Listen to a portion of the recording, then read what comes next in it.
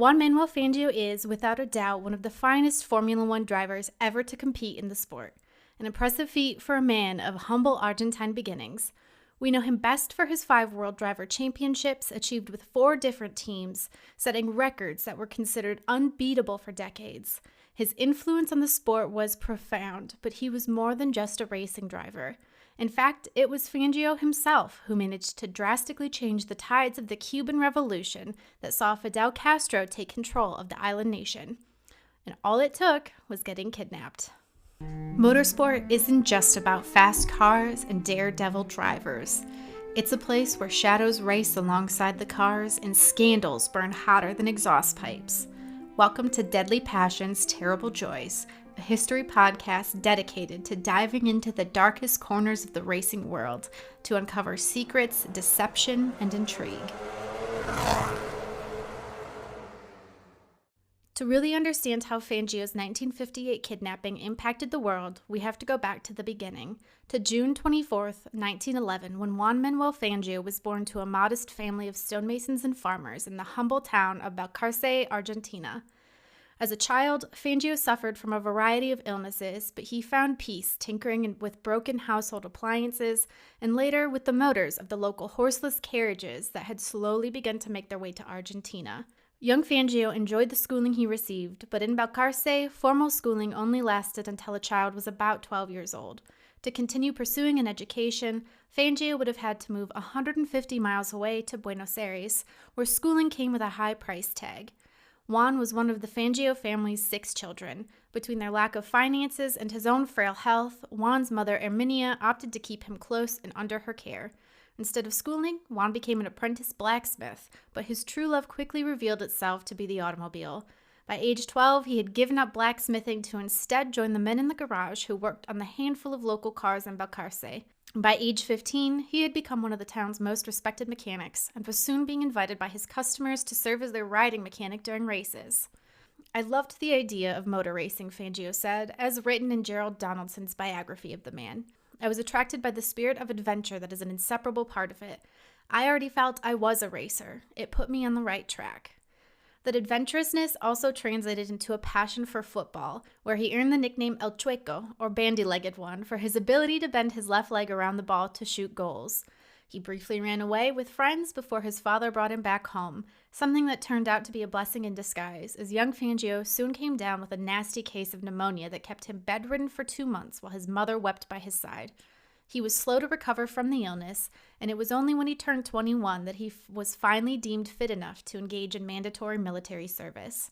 There, his skills behind the wheel earned him a spot as an official driver, and the mandatory physical activity was good for Fangio's health. He was discharged just before his 22nd birthday when he returned home to pursue a career as a footballer. It was actually his teammates who suggested that he instead focus on his mechanical skills, and soon several members of the team had set up a repair shop for local vehicles. Over the course of 6 years, the shop had begun to thrive. It wasn't until late 1936 that Fangio decided he could perhaps gain publicity for his garage by competing in a race. Using the pseudonym of Rivadavia to keep his activities a secret from his family, Fangio entered a 1929 Ford Model A in a 25-lap race around Balcarce's Benito Juarez road course. It wasn't the most prosperous outing. On the first lap, Fangio watched a car overtake him, then lose control. The driver was killed. Later, after making his way up to 3rd place, Fangio's Model A suffered an engine failure, and he was out of the race with just 2 laps to go. His next outing was also a little bit of a disaster. In December, Fangio worked through the night to get a 1930 Ford Model A up to racing spec, only to arrive at the track to find the race already underway. He tried to sneak onto the field, but he was disqualified for his behavior. And then he had to suffer the indignity of explaining his goings-on to his parents. After one more disastrous race that left a gaping hole in his finances, Fangio decided to hang up his helmet and focus instead on running his successful repair shop. It was over a year before Fangio competed again, and his return came with a renewed vigor. Over in Europe, many long-distance road races had been banned over complex safety concerns, but in Argentina they were still a primary venue for racing. The roads were dangerous and unmaintained, but it was also far cheaper to host a race on an open road than to build and maintain a closed circuit. In his first event, the Gran Premio Argentino de Carreteras, Fangio and his co-driver Luigi Finocchietti labored through the difficult conditions to finish fifth, one of the few cars that actually made it to the end of the 12-stage, 4,950-mile event. It had been a challenge, but Fangio was eager for more. Still, as he continued to grow his racing career in the late 1930s, he was never quite an out-and-out star. While he was finishing races, his results had left much to be desired, and Fangio may have quit for good had his friends, family, and customers in Balcarce not fallen for the local hero who was competing against iconic drivers on some of the most difficult courses in motorsport history. A local councilor even organized a collection campaign to buy Fangio a car to enter in another running of the Gran Premio Argentino de Carreteras. Fangio struggled through the race, then immediately launched into another event called the Gran Premio Extraordinario, which was designed to take advantage of the fact that all of those cars had just competed a long-distance race and could go head off to do another. Despite persistent car trouble in both events, Fangio had achieved results he could be proud of and learned just how important it was to keep pushing through adversity.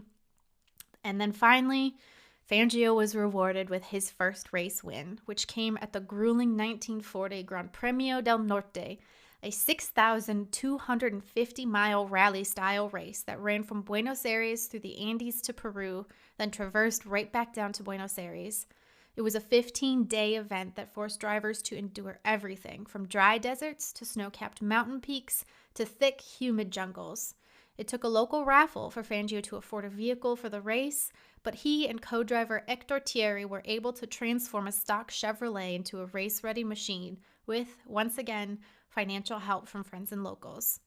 The Gran Premio del Norte was the kind of race that not only challenged cars, it also forced its drivers to compete under increasingly dangerous circumstances, and for the Fangio-Thierry duo, the race almost ended before it truly began. Early in the race, a rock damaged the car's drive shaft. While they were able to fix the damage, more setbacks followed.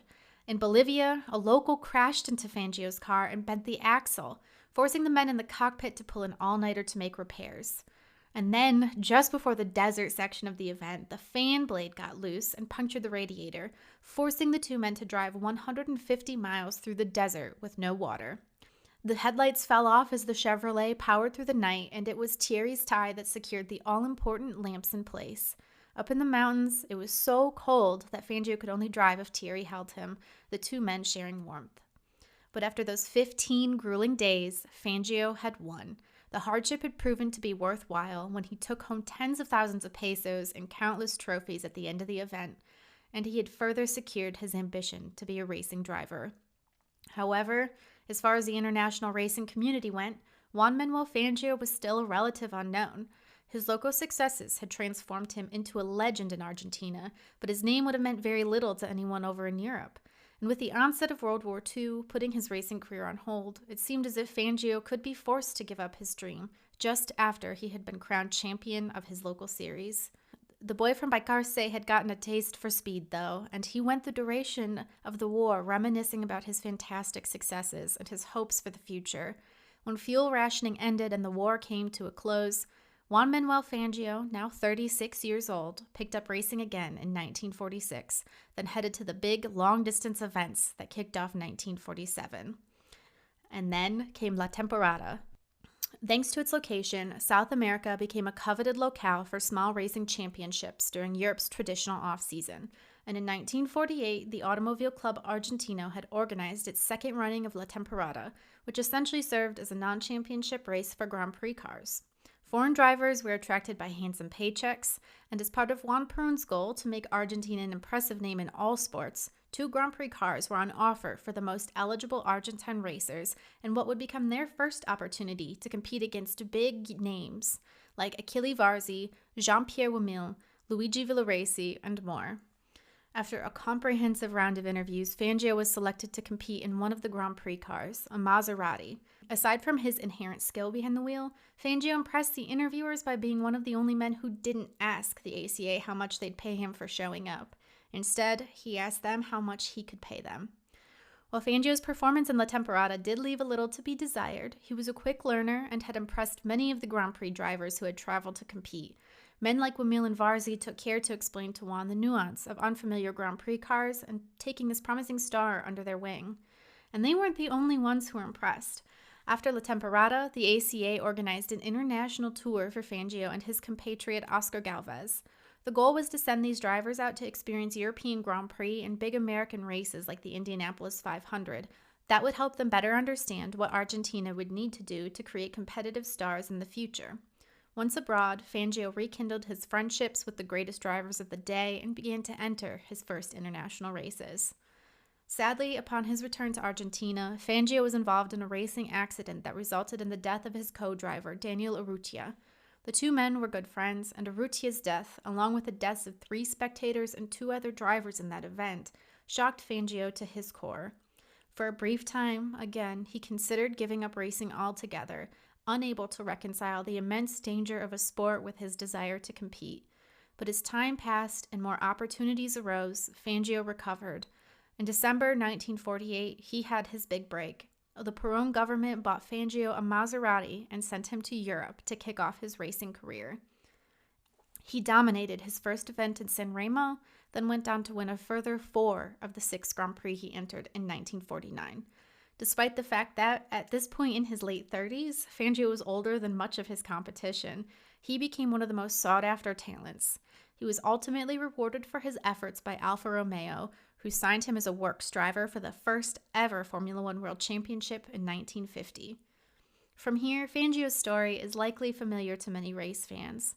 In 1950, 3 victories in 6 races was good enough for the Argentine driver to take second in the championship, behind Nino Farina.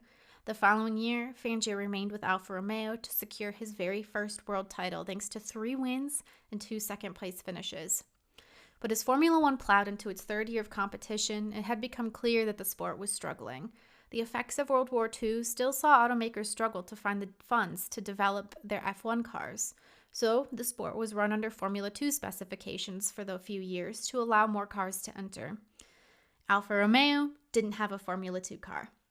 So, without a team, Fangio popped behind the wheel of several different cars for non-championship races, and it was during this time that he suffered one of his worst accidents.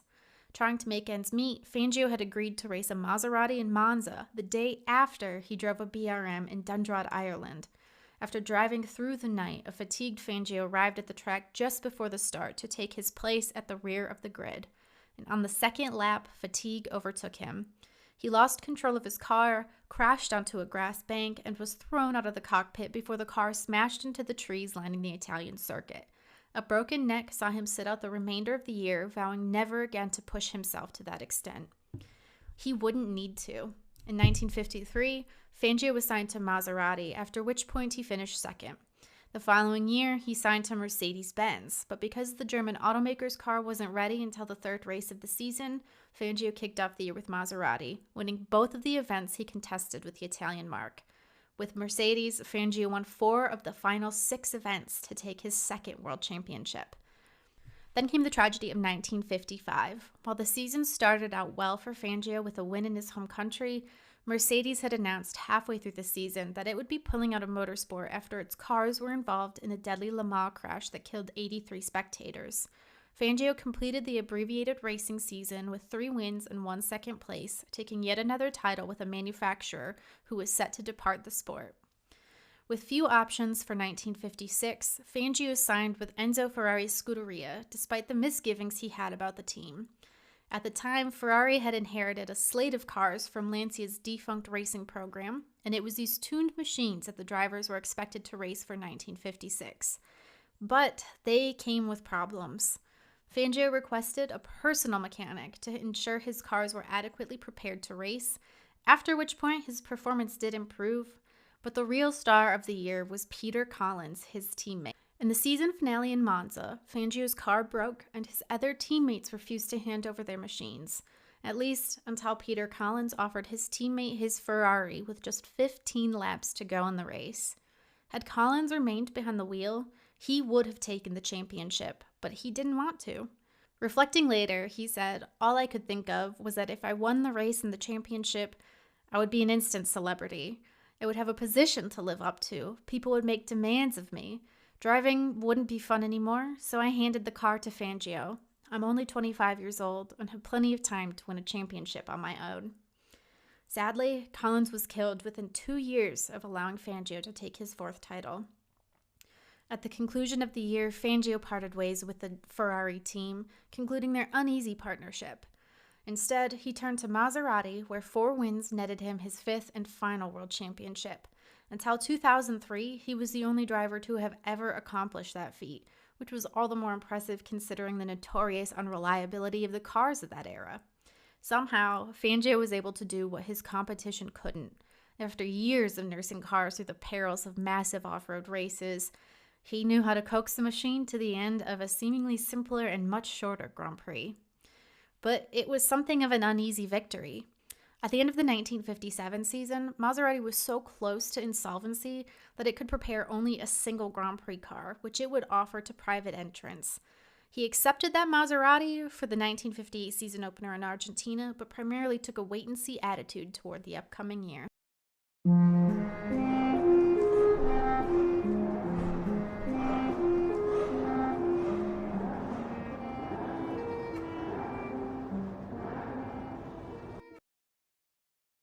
All of that finally brings us to 1958. At this point, the beloved Fangio had become an icon in the motorsport world, but he was getting tired. At 46 years old, he was ready to hang up his helmet and bid farewell to regular competition before he suffered the indignity of deeply atrophying performance. He wanted to be remembered for his successes, not for a drastic drop in results that could mar his legacy. Beyond all of that, his parents were still alive, but they were approaching the final years of their life. Fangio started to feel immense guilt over the fact that he had essentially abandoned his family when he jetted off to Europe, barely even sending postcards because he knew it would make him unbearably homesick. But as his parents aged, he realized he wanted to cherish a few more years with his loved ones. But coming off of his successful 1957 campaign, Fangio was easily the biggest name in the motorsport world, and his presence at the track was in high demand. His name alone could make all the difference regarding the size of the trackside crowd, and so it was natural that he would be invited to compete in the second running of the Cuban Grand Prix. The Cuban Grand Prix, also known as the Havana Grand Prix, first took place in 1957. The 3.23-mile track stretched across El Malecón, a gorgeous palm tree land esplanade that crept across the seafront, and it was the personal idea of one Fulgencio Batista. While Batista had been democratically elected into the role of president between 1940 and 1944, his time in office was marred by corruption. Batista openly conducted business with mobsters, and when it came time to vote for a new leader, he was quickly ousted from power. Batista seized. He organized a coup against President Carlos Brios and secured power again in 1952. From that point on, Batista regarded Cuba less as a country for its many civilians and more as his own personal playground, where he could make the rules for everyone else but choose not to follow them himself. At the time, Cuba was receiving all kinds of assistance from the United States government in the form of financial, military, and logistical support, and Batista used this to create something of a far-right military dictatorship. After seizing power in 1952, Batista immediately suspended the groundbreaking 1940 Constitution that he had implemented from his previous time in office. The Constitution was considered incredibly progressive and afforded liberties like the right to strike, a guaranteed minimum wage, public education standards, and it also affirmed the notion of collective rights. By overturning his previously forward-thinking platform, Batista signaled that he was prepared to implement a regime unlike anything anyone had seen before. And it only got worse. He sided with the wealthy landowners, many of whom were foreigners growing sugar for American consumption, and he began doing business with the American mafia. In turn, the mafia moved into Cuba, transforming Havana into a formidable den of sin, with widespread prostitution, gambling, and drug abuse that enticed wealthy Americans to bask in the seemingly untroubled seaside resort. Elsewhere in Cuba, however, things were grim. As Cuba's elite grew wealthier, the poor grew poorer. Student demonstrations and riots kicked up around the country, often led by a revolutionary named Fidel Castro. This dissent saw Batista censor the media to prevent that information from leaking. To punish the rioters, he used the secret police of his Bureau for the Repression of Communist Activities to beat down protesters, torturing them and publicly executing them as he saw fit. It was into this environment that the idea for the Cuban Grand Prix germinated. As resistance to his rule grew, Batista invested in a high-profile international race to keep Cuba's name in the news in a more positive way. Drivers from all disciplines were invited to take part, enticed by both the generous expenses afforded by the Batista regime as well as the generous prize purses and appearance fees. Just by turning up at the inaugural Havana Grand Prix in 1957, Fangio earned $7,000, which amounts to about $50,000 today. His victory in the event behind the wheel of a Maserati 300S netted him even more. After 1957's great success, Batista was prepared to double down on the race's propaganda efforts for 1958. It was clear that Fangio's retirement was on the horizon, and fans were desperate to catch a glimpse of the iconic driver behind the wheel before he hung up his helmet. However, in the year that had passed since the first Havana Grand Prix, Cuba had completely changed. Once the city was hospitable to the locals, now political unrest was so rampant that the government struggled to hide the frustrations behind the country's star-studded Americanized veneer. Big-name drivers like Fangio were given bodyguards and put up in the swanky Hotel Lincoln. The hope was that this would provide an adequate safety net to help the Monday race go off without a hitch. Until Sunday night, things had gone off without a hitch, and Fangio had set pole position for the race behind the wheel of a Maserati 450S that had been loaned to him by American entrant Temple Buell. But on Sunday, February 23rd, the night before the race, Cuba's illusion of safety was shattered. The bar in the lobby of the Hotel Lincoln was filled with drivers and other race personnel, and by 9 p.m., they'd naturally drawn a crowd of fascinated locals who wanted to catch a glimpse of their idols and perhaps even get an autograph. As Fangio stepped forward to sign something for a young gentleman in the crowd, however, he was shocked to find not a napkin or a piece of paper in front of him, but a Colt .45 pistol. At first, Fangio assumed he was the victim of a bad joke and laughed with the shaky-looking gentleman brandishing the gun. That is, until he was politely informed that he was being kidnapped and that this shaking man's armed friend stood by the door. Would he please come with them? At that moment, Fangio weighed his options.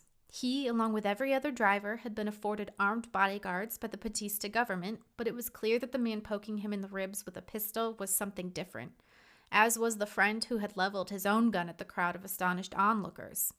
More than anything, Fangio was desperate that the situation not evolve into an all-out gun battle that could have killed innocent members of the crowd. I said I would go with him, Fangio said, as reported by Gerald Donaldson in his biography of the driver. As we walked out, I was waiting for gunfire, ready to throw myself on the ground as in action films. But nobody fired. At the door, the second kidnapper shouted out, "Nobody leaves this hotel for 5 minutes." Outside, there were 4 more men with machine guns pointing at the door. One of the kidnappers, Angel Paya Garcia, recalled a similar tale, as reported in Motorsport magazine. Fangio thought we were joking until he saw the gun, and when we warned the others that Fangio would take the consequences if anyone tried anything, the racing driver said, "Let's go." Would we have used our pistols? I don't think so. We weren't murderers. Fangio remained very calm. Thankfully, no shots were fired, and Fangio was tucked into the back seat of a black Plymouth, one of 3 vehicles waiting for him. He was put next to a man who held a machine gun pointed right at him. Fangio asked this man to put the gun down, as he wouldn't offer any resistance to their efforts. In turn, he was asked to wear a hat and sunglasses, then crouch on the floor of the car, out of sight from any onlookers. Fangio recounted this part of kidnapping in detail in the International Grand Prix Book of Motor Racing. It was explained to me that the movement of the 26th of July was a Castro political organization. "You are to be our guest," said the man beside me, "and you'll be treated with courtesy. We are doing this because you are, at the moment, the most famous visitor to the island. Tomorrow, you will not be at the start of the Grand Prix. Afterwards, you will be liberated. Our intention is to focus world attention in this way on our political movement, which Batista and his regime are trying to suppress. Claro?" The 3 cars cruised through the streets of Havana before ending up in a villa in a quiet suburb. There, Fangio found the house occupied by a woman and her young son. As he tells it, "The woman asked me to give an autograph to her son. I put down the date and the child's name and signed it."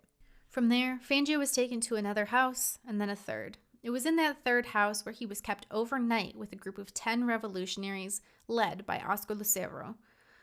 There, they explained to Fangio their goals over a dinner of steak, eggs, and potatoes. They were part of Castro's 26th of July movement, named after a 1953 attempt to overthrow the Batista regime, and they had attempted to kidnap Fangio the year previously, but they'd failed. With their success in 1958, they hoped they'd be able to draw attention to Batista's failed state by using Fangio as their pawn. No longer would Batista be able to control the media narrative coming out of the country, not when motorsport's biggest star had been successfully kidnapped by revolutionaries. As he heard them speak, Fangio grew sympathetic to their cause. The folks who'd kidnapped him, many of them young students, had been living under a reign of terror. They'd watched their friends and relatives gunned down in the street by the military. Some of their politically active loved ones had disappeared, never to be seen again. They told Fangio of the basic human rights that had been denied them, of the way Batista spent on luxuries of his own dictatorship without sharing any of that wealth with anyone else. And despite the gruesome nature of their tales, Fangio rested easier knowing that his kidnappers didn't mean him any harm. Instead, they set him up with a comfortable bed and allowed him to call his family to let them know that he was safe no matter what they read in the papers. And the papers came flowing in. As soon as Fangio had been kidnapped, members of the 26th of July movement went straight to the news agencies to get the word out. Juan Manuel Fangio had been kidnapped, and Batista's government hadn't been able to stop it. The driver himself skimmed those headlines of the local newspapers at breakfast, where he learned that his fellow drivers had been placed under greater surveillance, while a massive Batista-endorsed manhunt attempted to track Fangio down. Suddenly, the narrative around the race had shifted from state-sponsored propaganda to all-out exposés on the dangers of the country under Fulgencio Batista's rule. Things only got worse for Batista. He demanded the start of the 1958 Cuban Grand Prix be delayed for 2 hours, confident, perhaps, that the police might just find the event's star driver who had helped attract a crowd of over 250,000 people. At least that's the attendance figure cited by Nigel Roebuck in Motorsport magazine. Other people put the figure around 150,000. The delays couldn't go on forever, though, and when it became clear that Fangio was not going to make the grid, his Maserati was given to driver Maurice Trintignant, and the race was ready to run.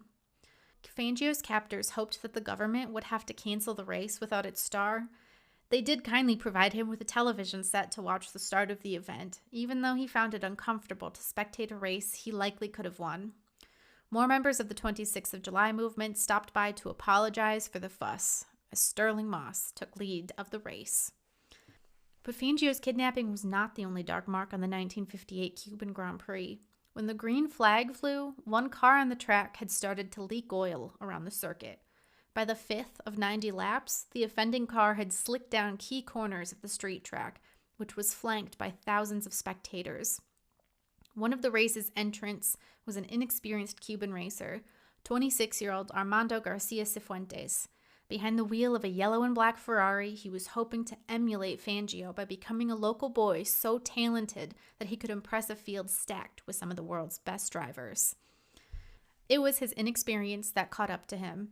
At a corner near the American Embassy, Cifuentes lost control in a slick patch of oil and barreled into the crowd.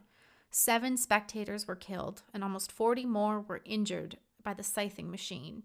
A concerning lack of crowd control also meant that, in the aftermath, audience members desperate to flee from the scene actually ran right out onto the hot racetrack, where the cars were still racing at full speed. After just 6 laps, the race was red flagged, but only because drivers Phil Hill and Bob Said had gotten out of their cars and demanded that happen. The 1958 Cuban Grand Prix was over. As the race came to a sudden and violent end, Fangio's captors knew they had another bigger problem on their hands: how to safely release Fangio. They didn't intend to hold him hostage until he was discovered by Batista's men, which would likely result in a bloody shootout. They also didn't want to do something as simple as drop Fangio off at his hotel, fearing that he'd be killed, so that Batista could claim the revolutionary 26th of July movement truly was the group of bloodthirsty bandits he'd portrayed them to be in the media. Fangio himself had the answer. They should simply drop him off at the apartment of Raul Lynch, who was serving as Argentina's ambassador to Cuba. The The captors did exactly as he asked, and for good measure, they even apologized for inconveniencing him as they dropped him off. Fangio had been in captivity for 29 hours.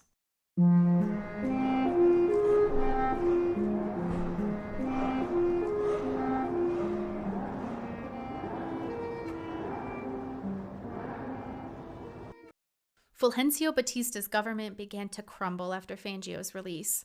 His failure to find the reigning world champion despite a massive manhunt revealed underlying weaknesses in what had once seemed to be an unstoppable military dictatorship. Within 9 months, Batista had fled to another country where he attempted to hide out under exile as the U.S. implemented arms bans on Cuba and his supremacy as leader began to fall into question. Even though the 26th of July movement failed to get the Havana Grand Prix canceled, they ultimately found greater success from the tragedy that the race ultimately became. Cifuentes' crash and the subsequent failure to control the crowd continued to reveal that the Batista government was not quite in control the way it wanted itself to seem. In fact, further shockwaves reverberated in the aftermath of the event, when the government attempted to blame Cifuentes for the crash, when Cifuentes was still fighting for his life in the hospital. The government refused to apportion any blame to race organizers for an unacceptable lack of crowd control, perhaps because the event happened to be run by Batista's brother-in-law. It all further served to highlight the cruelty of the dictatorship. Castro's guerrilla tactics proved effective in fighting Batista's army, and the Batista government was ultimately overthrown on the first day of 1959 by a group of rebels acting under the command of Che Guevara. Soon after, Castro's army rolled victoriously through the streets of Cuba.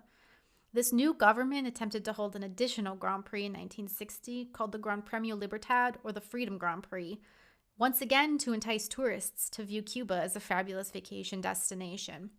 Sadly, the action-packed week of racing ended on a negative when Castro issued an ultimatum.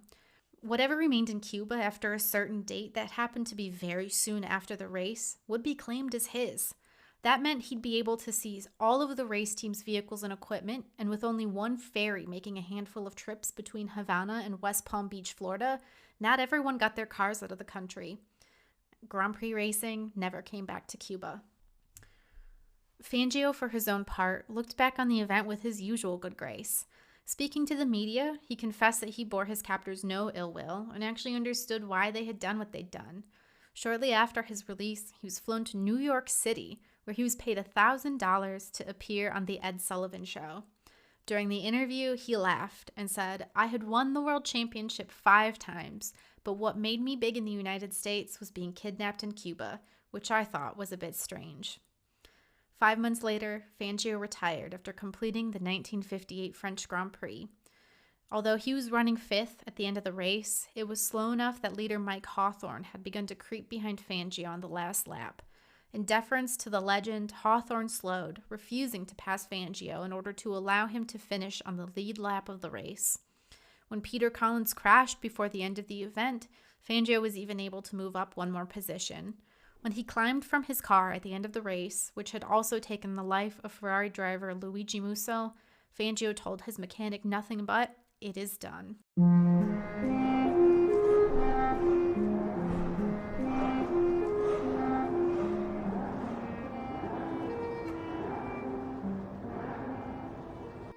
Motorsport has often operated somewhat on the fringes of society, swayed more by the promise of a hefty paycheck than the political leanings of that particular country.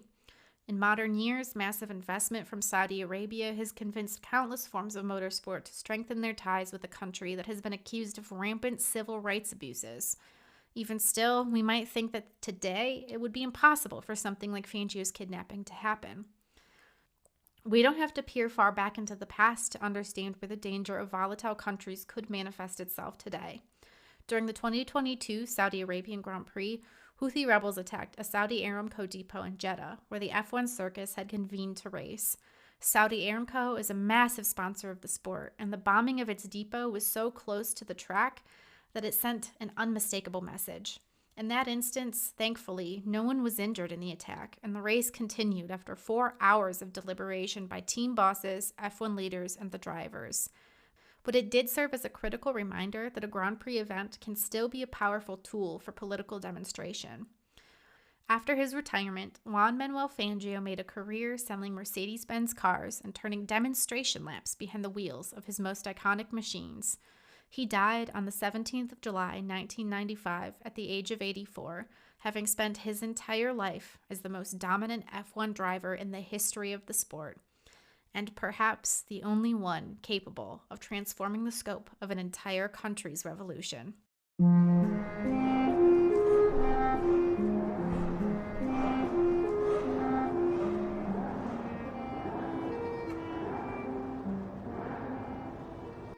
To end the show, I'm introducing a segment called La Source, named, of course, after the turn at Spa-Francorchamps, but in this case, it's serving as my bibliography.